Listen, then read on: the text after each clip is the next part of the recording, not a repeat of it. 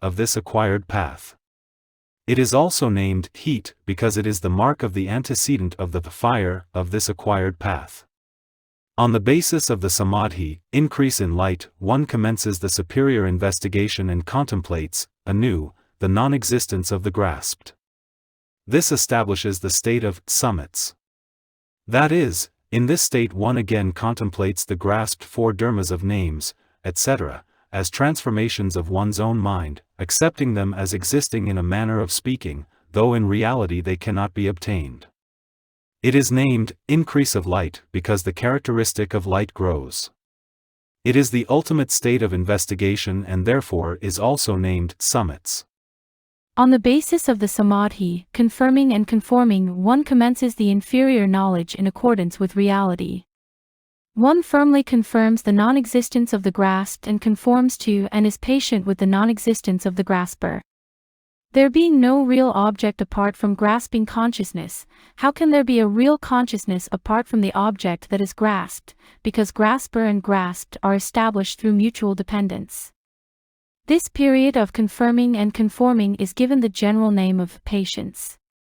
The name, confirming and conforming, is due to the confirmation of the former, emptiness of the grasped, and conformity, or patience regarding, the latter lumpiness of the grasped, and conformity, or patience regarding, the latter, emptiness of the grasper. It is also called patience because one is patient with regard to the emptiness of objects and consciousness. On the basis of the samadhi, non-interruption, one commences the superior knowledge in conformity to reality and confirms the emptiness of the two graspings. This establishes supreme worldly dharmas. That is, the previous superior patience only confirms the emptiness of the grasper, but in the present supreme worldly dharmas, both kinds of emptiness are confirmed. Because one necessarily enters the path of insight immediately following this, samadhi, it is named non-interruption of dharmas of ordinary beings. These are the most exalted, and for that reason they are named supreme worldly dharmas. With these heat and summits, one contemplates the emptiness of the grasped by means of the grasping consciousness. When the inferior patience arises, one confirms the characteristic of emptiness of the object. In the middle state of the middle patience, conformity to and patience toward the emptiness of the grasping consciousness as well as the object is possible. In the state when superior patience arises, one confirms the emptiness of the grasper, and, with supreme worldly dharmas, one doubly confirms emptiness of both, the grasped and the grasper. Because all these investigations are bound to characteristics, one is still unable to realize reality. Therefore, it is said that in these four states, the bodhisattva still sets up the least thing before him, saying, "It is of the nature of consciousness only, the nature of ultimate truth."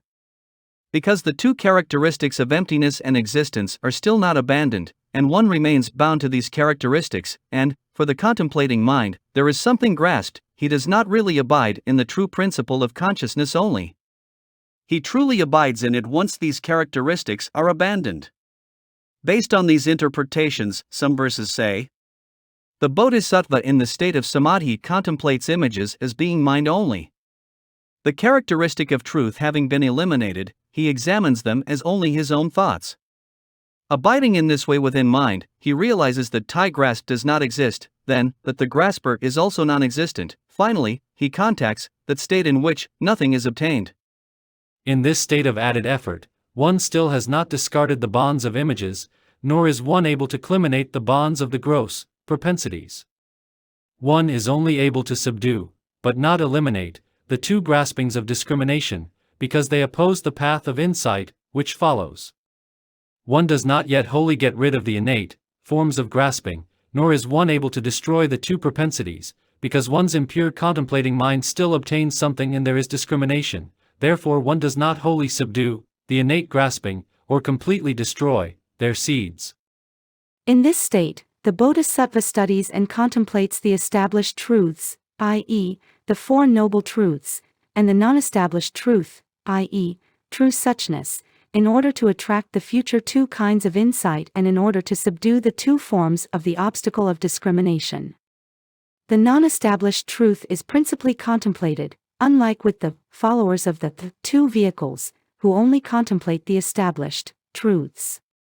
Even though during the period of skill in means, the bodhisattva who produces the good roots of heat, etc., passes through various trance states, he is still only able to perfect them in the fourth, trance state, because it is the most excellent support for entering the path of insight. Only bodhisattvas, in the realm of desire and of good destinies, generate these good roots, because for others, discerning and disgusted minds are insufficient. This state is also categorized as the stage of resolve and application because one does not yet realize the ultimate truth of consciousness only.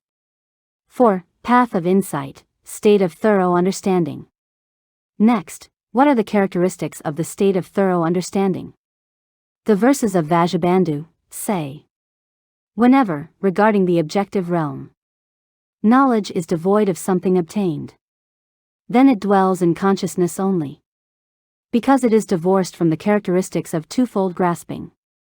The treatise says that when the bodhisattva, regarding the objective realm, is devoid of discriminating knowledge and devoid of something obtained, because he does not grasp the manifold images of idle discourse, he is said truly to dwell in the nature of the ultimate truth of consciousness only, which is to say, the knowledge that realizes true suchness is equal to true suchness, because both are divorced from the characteristics of grasped and grasper. The characteristics of grasper and grasped are imagination, because mind that obtains something, as an object, manifests itself as idle discourse. There is an interpretation, by Sthiramati, that this knowledge is devoid of both parts, i.e., grasper and grasped, because it is said that it is devoid of the characteristics of the grasped and grasper. According to another interpretation, by Nanda, both the seen and seeing parts exist in this knowledge, because the seeing part arises bound to the seen part, and is named having an object. If you name it having that as an object, in the absence of an image, one must also name knowledge of form, etc., knowledge of sound, etc. If it is devoid of the seeing part, it must be unable to perceive objects, so how could it be said that it is knowledge that has true suchness as an object? JT must not be that the nature of true suchness is to be named having an object, therefore it must be conceded that this non-discriminating knowledge possesses the seeing part of consciousness. There is an interpretation, by Dharmapla, which is the correct one, that the seeing part of this knowledge exists but the seen part does not, because it is said that while devoid of images, it grasps and does not grasp. Despite having a seen part, it is still devoid of discrimination. It is said that it is not a grasper but not that grasping is totally non-existent. Despite being devoid of a seen part, still it can be said that this knowledge arises bound to the image of suchness, because it is not separate from suchness. Just as the self-authenticating part does not change into an object when it has the seeing part as an object, so must it be in this case. If it were to change into an object, then it would not immediately realize suchness as an object, and would be like subsequently acquired knowledge and contain discrimination. Therefore it must be admitted that this knowledge has a seeing part but no seen part. When this knowledge is born with interruption following added efforts, its substance embodies true suchness and is named state of thorough understanding. It is also named path of insight because it is the preliminary intuition of truth. However, the path of insight is, briefly, of two kinds. The first is the path of insight of reality.